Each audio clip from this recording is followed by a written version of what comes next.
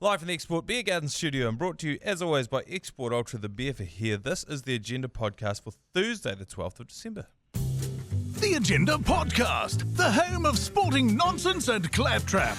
Brought to you by Export Ultra. And a very good morning to Matt Heath. Good morning, Manaia Stewart. How's ZB treating you this week? Oh, fantastic, actually. Been a lot on, breaking news and such. Yes. Yeah. What's the big? Are they getting into the that assassin? I'm trying to. It's funny because I love that kind of Same. quirky, weird stuff. Yeah. I had a theory on it, and I still do. And it's so good how he was yelling when he was being arrested. Was he?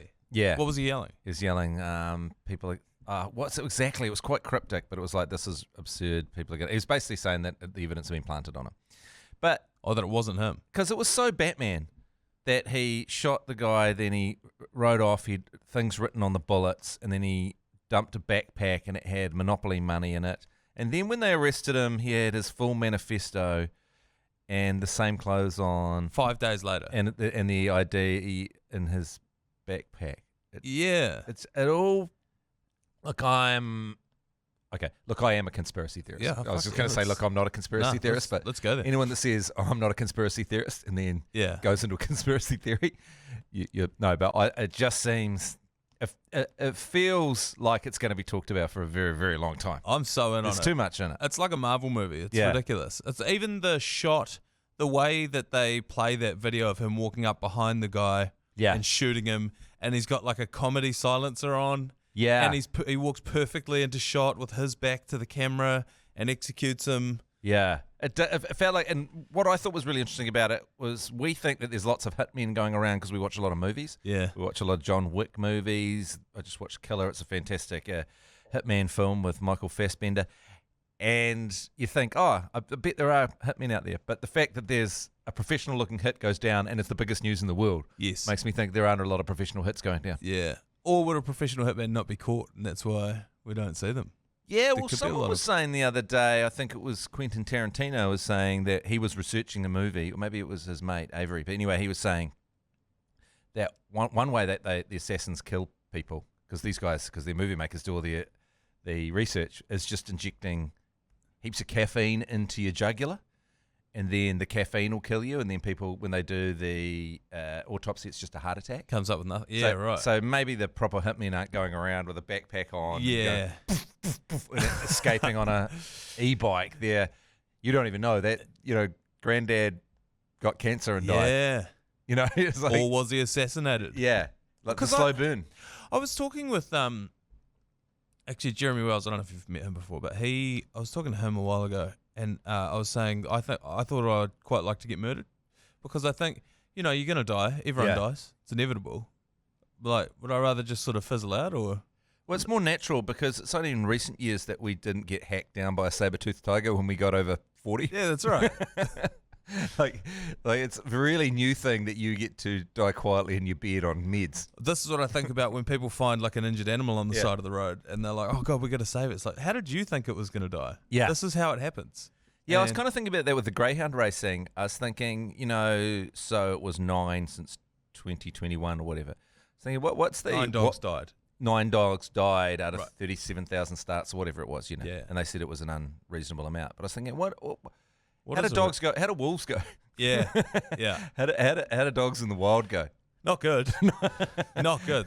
It's the same thing when you talk about like captive wild animals like at zoos and things like that, and people are always like, oh, they should let them go. Mate, if you're a tiger that's been brought up at a zoo in New Zealand, all of a sudden you get released into Sumatra, like you're never going to figure that out.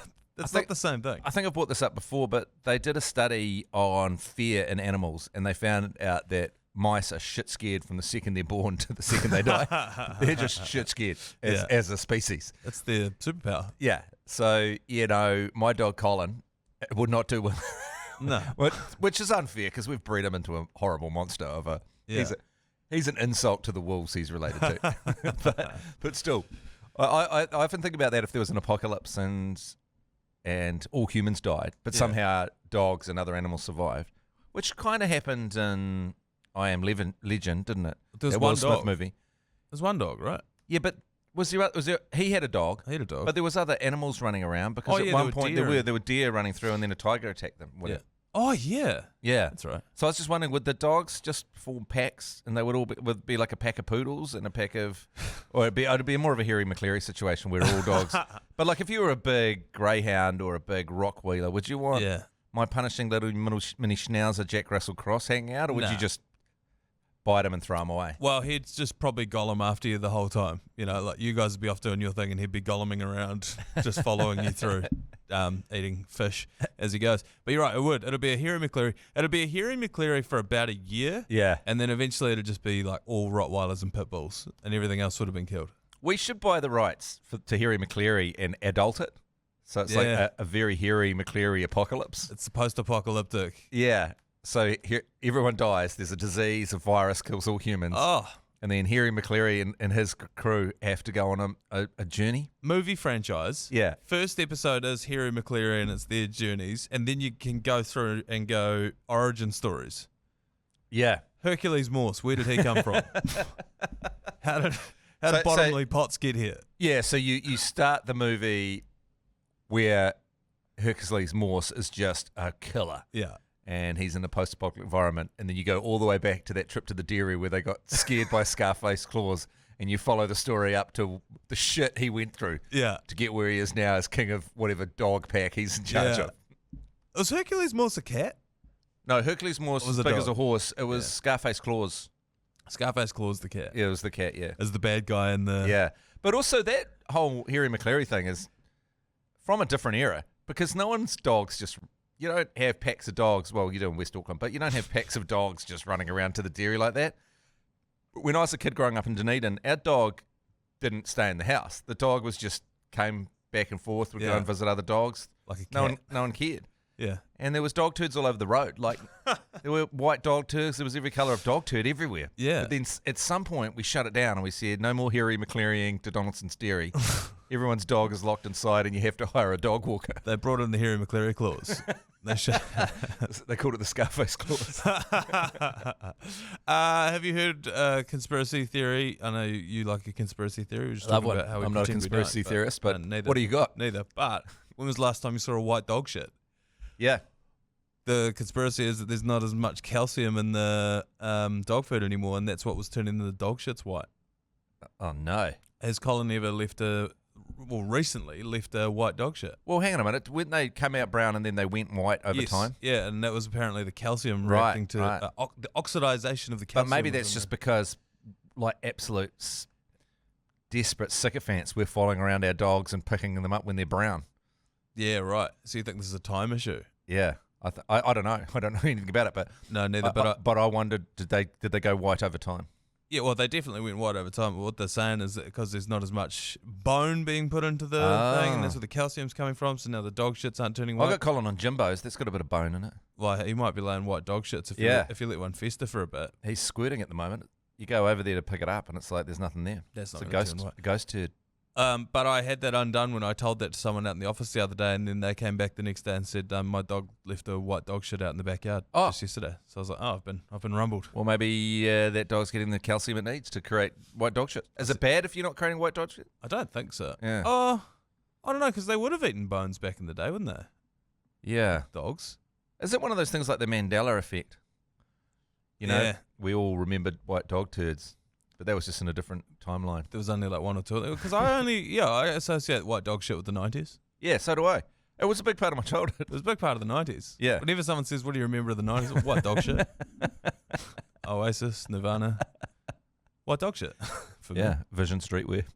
Vision Streetwear, yeah. And white dog shit. Anything else firing up the ZB listeners? You said they weren't into... Yesterday we were talking about fairies. Oh, yes, of course. Yeah. That's an interesting one. So what happened there? I heard earlier on in the week there was an announcement that there was going to be an announcement. Yeah. And then there was an announcement, and the announcement was there's no announcement. Is that what happened? Well, yeah, it was a bit of an announcement of an announcement of an announcement. But then there was some guts in the announcement. And they're getting some fairies. They're starting a company to buy the fairies. So we thought they bought the fairies, but the announcement was they've started a company to buy the fairies. And that Winston Peters in charge of it. So it's like the fucking Council of Ents from Lord of the Rings. They've had a week long. It takes a very long time to say anything in Ent. We have decided you. Although are not I call bullshit on that orcs. because the whole, and I haven't read the books for a while, so maybe there's a bigger time frame in it. But in the movies, there's a whole thing about how the Ents take a very long time to make a decision. Mm. And then when he gets fucked off at Saruman, Yeah. they're all suddenly all there already, and they all come out and they attack. They Stormed Isengard pretty quickly, didn't they? fuck up Isengard in seconds. Yeah. And they were all there. So why was he walking so long to the Ent meeting, and then the Ents just all freaking appeared and smashed up Isengard? It all happened real quick. Well, It was like I was watching The Holiday. You know that movie? Jack Black, Kate Winslet, I don't think I've seen that one. and Jude Law. Have they got Ents in that one? And anyway, I was just watching it last night because Tracy wanted to watch it, and then the old man gets a letter saying he keeps turning down this honour of a meeting, like a big sort of Oscar type honouring of him, Right. and then they agree to it, and then it's 2 days later, and it's like that annoys me in movies. You've just got a certain amount of time has to pass for people to do admin. You've got to get invites Yeah. out there. You've got to book the hall. Yeah. You can't just have a big honouring this guy as an old scriptwriter, and it's the same thing. Same thing with the We Ents. need like at least 48 to 72 hours for all those trees to turn up for Yeah. the smashing up of Isengard. I do wonder if the difference with Isengard is each one of those trees made the decision for themselves, so they didn't have to have a committee. Once they saw that the other trees were being fed into the fires of I see, and Isengard. potentially the meeting of the elder Ents was just the sort of exec panel, Yeah. and then when they saw what was happening, but all the Ents that were there, let's not go too deep into it. No, They could have seen it. It was only till Treebeard saw it, and he went angry, and then all the trees started moving forward. So those bastards just been watching and not done anything about it. Yeah, and it took a couple of hobbits to come Yeah. up and tell them what had gone on. Yeah, Because they couldn't have like past whispered it to each other. yeah, I know it takes a while, but it had been happening for a while. Yeah, there's a lot of. They built an entire. Many of those trees were my friends. Wait, did you fucking check in on them, Treebeard? No. So don't act like. Yeah, it's not news to anyone but you. You fucking badly CGI'd muppet. I guess the problem is it's hard to stage an insurrection if you're an Ent, because again it takes so long to say anything in Entish. So Yeah. an uprising against Treebeard would have taken millennia. So they were actually just waiting for him to come around to it. But he lived so deep in the forest. They're still running the version of The Hague on Yeah. Treebeard. Yeah. All right, we're way off in the weeds. Let's take a break, come back, and maybe talk some sport. As proud partners of the Last Man Stands and all the cricket battlers across New Zealand, I'm not happy with that. I'm going to start that again. As proud partners of Last Man Stands and all the cricket battlers across New Zealand, we want to provide the ultimate pre-game prize pack to teams around the country this cricket season. Register your Last Man Stands team for your team's chance to win some refreshing beverages. We can't say what they are due to legal reasons. Tasty snacker Changi chips, and here's a clue, Export Ultra merch for your team to kick off the game right. This season, we are taking it nationwide. Teams in Auckland, Wellington and Christchurch all have the opportunity to enter and win with one pre-game prize pack available in each region every month through till February.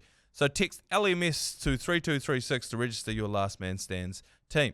The New Zealand Rugby Awards are on tonight. Yeah, right. Of all Okay. nights, don't know why. Wow.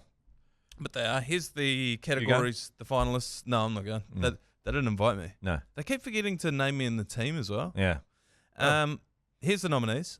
All Blacks Player of the Year nominee, Tyrell Lomax, Tupouvai Wallace Satiti. It's got to be Wallace Satiti. Just because it's a better story, because it's a rags to riches tale. It happened so quickly. Everyone's like, he can't play blindside. What are you talking about? That's ridiculous. And then he was just kick-ass, and everyone thought, oh, well, that position's sweet as now. And then, so that's a better story for me. Yeah, Emerging Player of the Year at the World Awards as well. Yeah. What was it? I don't know, whatever, the award for the debut season.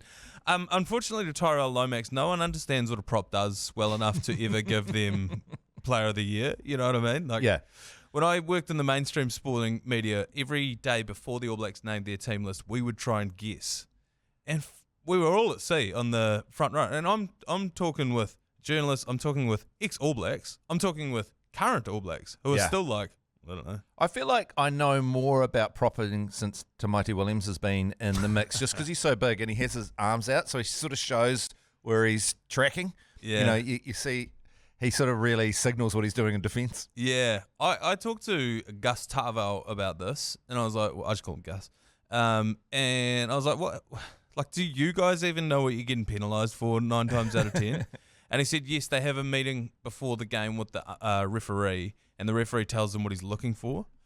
So because it's all happening so quick and it's all so chaotic, the referee's looking for certain cues. So does your back round? Does your elbow drop? Different little things like that. And so the whole idea is show the ref what they call good pictures. So it's like you're showing the ref that you're doing everything you can to stay in the right position. So that's grey areas upon grey areas. I mean, that's a lot to deal with. You're trying to play the game as hard as you can whilst doing a little bit of a photo shoot for the ref. Yeah, that's exactly what it is. Meanwhile, you've got a ton of meat pushing from either end of you, and you're trying to pop that thing for the ref. It all seems so unfair and random. But I do notice that front rowers get less angry about things than anyone else, even though they're often getting pinged. I feel like Lucy's get angry. Yep. I feel like locks get angry. Yep. I feel like the front row is just, well, I don't know. It's all over the. I think it's because, when you really exert yourself and to the point where you're seeing spots. Oh, yeah. You're like, I don't know where I am, let alone what happened. And they're like, you fucked it up. And they're like, oh, okay, yeah. Sorry. I have no memory of what happened. Yeah. I can actually see you. The Super Rugby Pacific Player of the Year nominees, Hoskins Sotutu, unlucky to miss out on the All Blacks end of year tour. Damian McKenzie, Harry Plummer, and Billy Proctor are the nominees Billy there. Proctor, give us the news. I gotta. Well, it's interesting, isn't it? Because Harry Plummer, he's off, isn't he? Yes. Hoskins Sotutu. So it's always weird when someone gets awarded when they're off. Harry Plummer. Yeah. Great guy. He's off to Hogwarts. Phenomenal golfer. Yeah. I think good cricket player. I think he might be in the Blacklash, maybe, from memory. It's interesting because Damian McKenzie, had a patchy year, you could argue, in the All Blacks. He was the guy that people picked out to point at. Yeah. And it could have been someone else, but the whole country, we pick someone out, and then we start talking about his game because it means you don't have to know that much.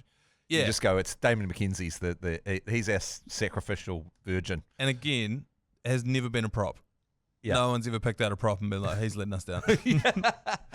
So Damian McKenzie, we've got to look back and say he was phenomenal in the Super Rugby. Yeah. Yeah, so he I think it has to be one of the Blues players because they won. Yeah, I think that's important as well. It's hard to argue against that. So you got Mike Hoskins Sotutu, who Super Rugby Player of the Year, but wasn't good enough to make the All Blacks. Yeah. That's kind of odd. Harry Plummer did make the All Blacks. I met him recently, ipso facto. Harry Plummer is my Super Rugby Player of the Year. Well, I'm gonna back you up on that. Yeah, sweet. And now to the pointy end of the New Zealand Rugby Awards, New Zealand Rugby Referee of the Year, and the nominees are Ben O'Keefe, Maggie Cogger-Orr, James Dolman. Okay, well Maggie's going to win it, but Ben O'Keefe is a good-looking man. He is a dangerously good-looking man. Yeah. Yeah. Did someone say he was on the apps? He was on the apps at one point. He was on the apps at one point. I believe he is no longer on the apps. Well, he's not going to be on the apps for long. I think he's got a fiance. I think his fiance works with us. Anyway. Oh, really? I was looking for confirmation there. I got surprised faces. Yeah. So, I don't know. Text in if you've matched with Ben O'Keefe. Yeah. I would.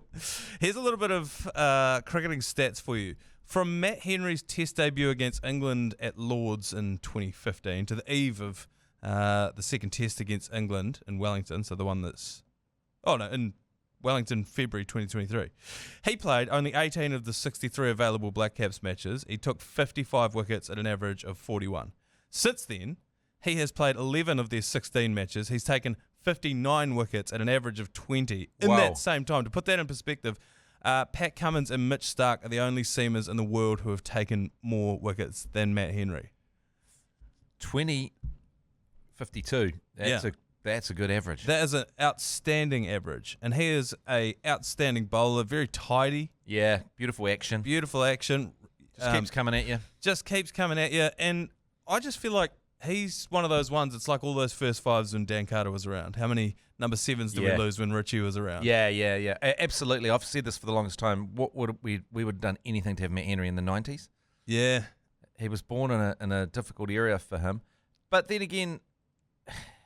I think we need I I feel like our attack's a bit samey, do you? Oh, big time. And the biggest part of that is that Bolt's not playing. Yeah, that left hand. Because I only noticed it on like day 2 of the last test. I was looking at the foot marks on the pitch and on the run-up. Yeah. And then I was like, it clicked. Oh, we don't have a left-hander. Yeah. That all right hand over the wicket. Yeah. So, I mean, that's been great for Tim Southey in his career to have, the left-hand, right-hand situation going on, right? Yeah. So, but Matt Henry, this is his time. Yep. Unfortunately, 33.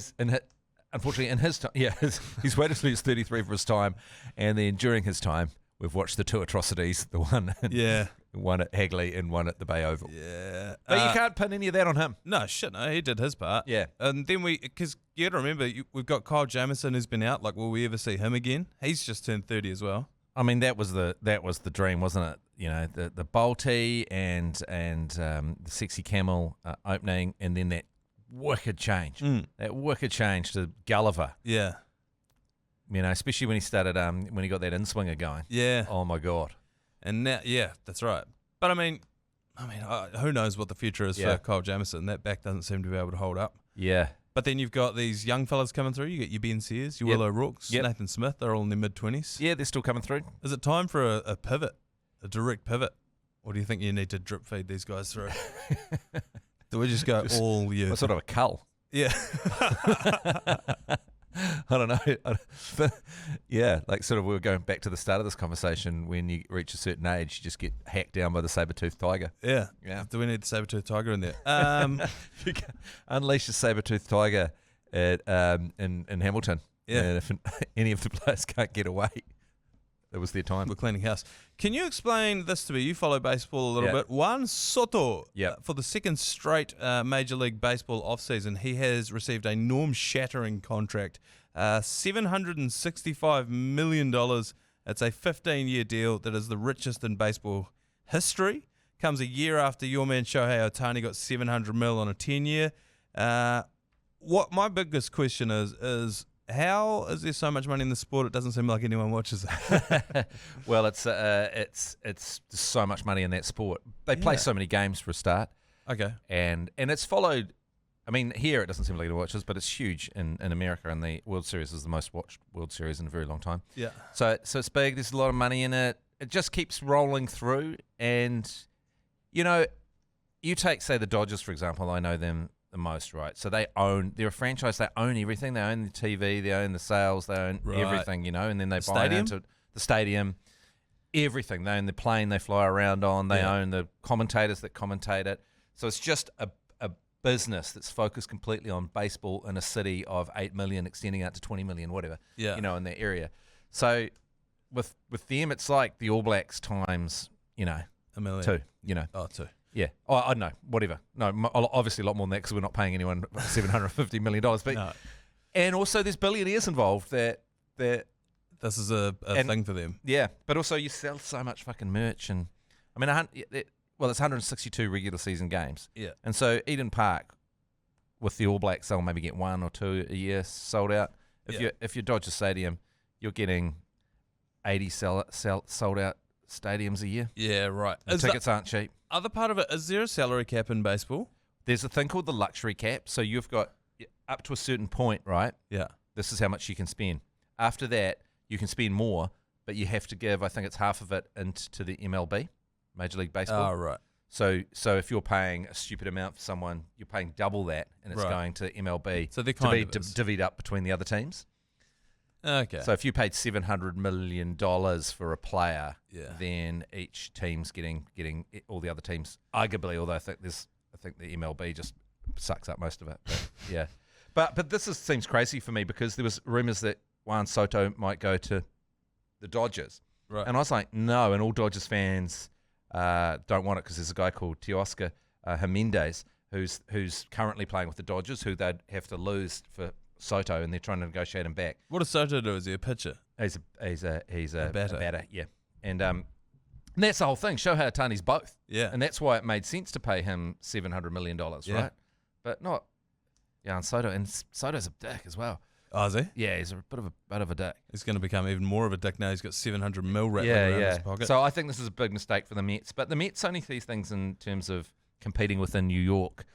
against the Yankees. They don't actually play directly against each other because they're in different leagues. Right. Well, they do every now and then. But it's kind of like bums on seats between, like who's the most exciting team in town. So, bringing in a big superstar. It's an investment, yeah. Yeah. But it does, I think, a lot of people, myself included, the Dodgers probably just put so much money in there, and because the Dodgers do have to compete with the Mets because they're in the National League. That might be a case of the neighbour turning up at the auction, if you and you and doing a few bets to get it up, because the Dodgers wouldn't have paid that much. No, well, they didn't pay that much. Would you say more people watch cricket or baseball globally? Probably cricket, but it's massively skewed by India, Pakistan, and Sri Lanka. But then, but that's interesting because baseball's huge in Japan, huge in South Korea, huge obviously in South America. So so massive in Mexico, massive in Colombia, massive in Venezuela, the Dominican Republic, the diminutive island of the Dominican Republic. Yeah, it's funny because so many players are from the Dominican Republic. Yeah, in the MLB. Yeah, so I don't know, but it's all skewed, and you see the amount of people with Dodgers hats out there and Yankees hats. One. Yeah, most people have one. They don't even know why. No, they don't even know what the team is. I got a bloody Arizona, whatever their team is, Diamondbacks. Oh yeah, I got a D-backs hat. I didn't even know it was a baseball team. Exactly. It actually looks like a set of ovaries when you look at the logo. But to be even more honest with my answer, I can't quite understand it. Because I think Rishabh Pant was the most expensive player at the IPL auction, and I don't think he hit 10 mil. Yeah. So, I don't know. It's weird. It still doesn't make sense to me. Yeah, it must make sense to them. But if you take Shohei Ohtani, he doesn't get paid that until he retires. But that's because of all the gambling stuff, isn't it? He said, I'll take $2 million a year.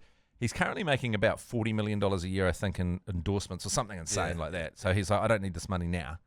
And this could be because of his gambling problem. And I'll also just gamble it away. Yeah, and so give me $680 million when the contract ends. Yeah. And so everyone goes, okay, are the Dodgers just going to shut down just before then, go out of business before they have to pay that? Yeah, that's a good one. Who the hell would buy Or it? are they squirreling that money away from when they have to pay it? Saving up. But that's one of the reasons why the Dodgers are going so well, and I'm sure right now people are like self-harming with this baseball chat.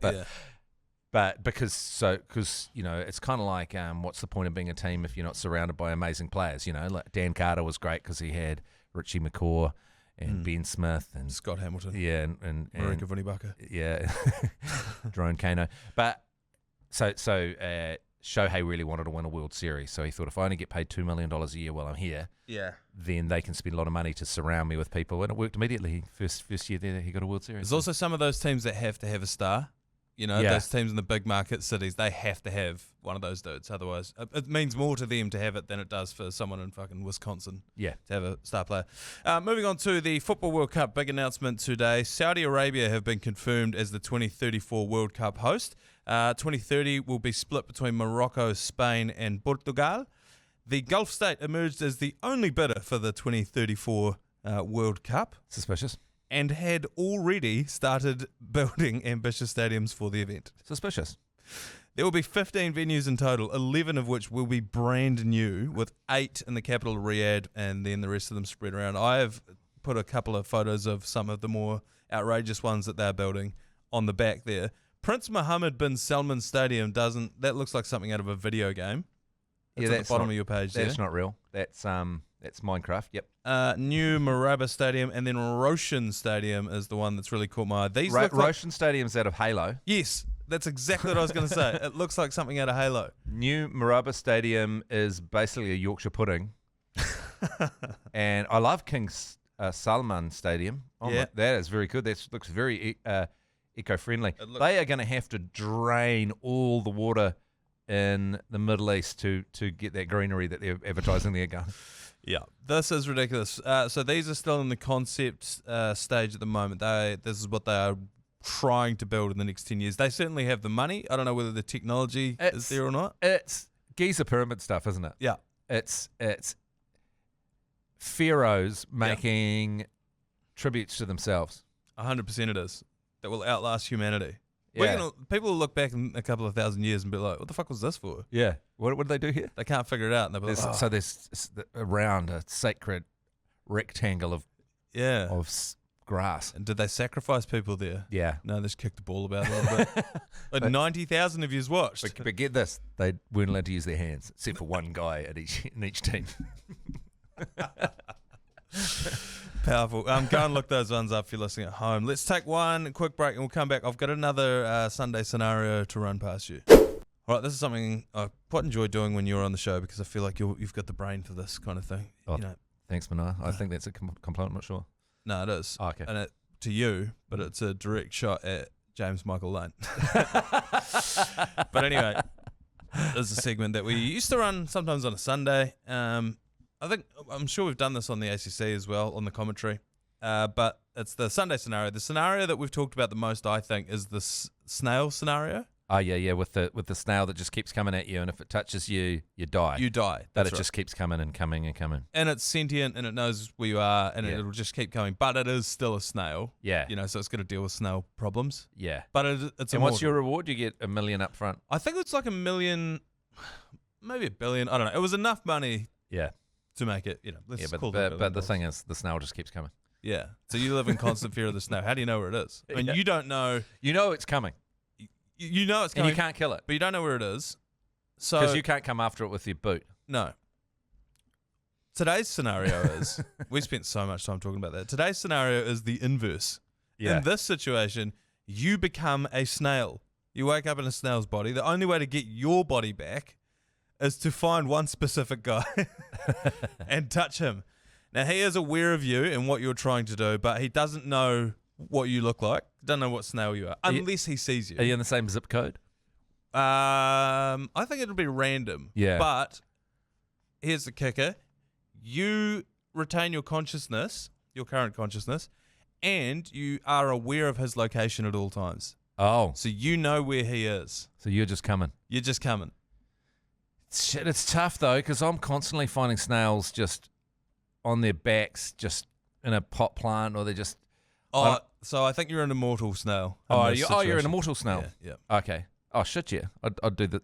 Oh, and what do you get in return? No, I'm saying, could you do it? Could you do it? You wake up, you're in this situation. The only way to get back into your body is to find this dude and touch him. Could you do it? How fast can a snail move? Not very fast. And does the guy know? Does the guy know you're coming for you? Yes, he knows you're coming for him, but he doesn't know which snail you are. Yeah. You know what I mean? Like, he doesn't know who you are. But so can he could just get on a plane to... He could. To London. Yes. And then as a snail, no matter how... Could you get on a plane if you're a snail? You could crawl onto a plane, yeah. But then you got to get through customs. Yeah, which in New Zealand is quite snail-focused. Might be easier to get out of New Zealand than... Yeah. So I think your plan... I mean, if you know he's in a different country, your plan is get across the tarmac onto a plane. Yeah. Ideally up into the undercarriage, banking on the fact you're not going to get crushed when the landing gears are lifted. From there, you're in London. Fuck, it's a tough ask. It's a fucking tough ask, even if you know where he is. Yeah. It's the only way to get your body back, though. Yeah. I don't think I could do it. And like, because, one time I came home and there was about 1,000 snails on our driveway and it was dark and I'd been out drinking, so I was trying to come in quietly and I went crunch, crunch, crunch, crunch. And I was like, what's that crunching? And then I got my phone light out and I'd stood on about, like 10 snails. It's horrible, horrible feeling. So if you're one of those snails, do you instantly change as soon as he touches you? Yeah. So you could just get in his path and he stands on you. Yeah. That'd be a terrible moment for him. He's like, crunch. Oh no, is that the snail? Matt Heath, yeah, and he's dead. And then, now does. Fuck you, man. I think I would hide underneath the cover of his barbecue, because I pulled the cover of my barbecue off the other day and there was a snail in there. Goopy little bastard got on me. Bide your time. Yeah. Bide your time till... But even then, yeah. Yeah, and the thing is that you'd get complacent if you're the guy. Because it might take 15, 20 years. Yeah, that's right. And you get complacent and you're like, there was this whole snail thing, but I don't think it's coming to anything. And meanwhile, that you're determined to get out of that snail body, so you're just coming and coming and coming. Yeah. I would, I'd get way too cocky with it if I was the guy. Yeah. I'd have like a terrarium full of snails just to taunt people. Yeah. I'd be telling everyone the story of how I got so rich. Yeah. And then the snail just... So in summary, you don't think you could get the guy? I don't think I could. I think I'd give up and just like lie on my belly. I'll just find some salt and lie on it. Kill myself. But you're immortal. You're Then immortal. it'll be horrible. You got no choice. It's getting to him that'll be the hard part. Yeah. You do have unlimited amount of time to do it, but I think I'd do myself in as well. Yeah. I think I just, yeah. But let us know if you at home think that you could, if you were a snail, find a guy, a billionaire, and get your body back and subsequently kill him. And we'll knock this thing on the head. We'll be back tomorrow for a Friday episode of the Agenda Podcast. Thank you. You've been listening to the ACC's Agenda Podcast, brought to you by Export Ultra. For more episodes, like and follow on iHeartradio or wherever you get your podcasts.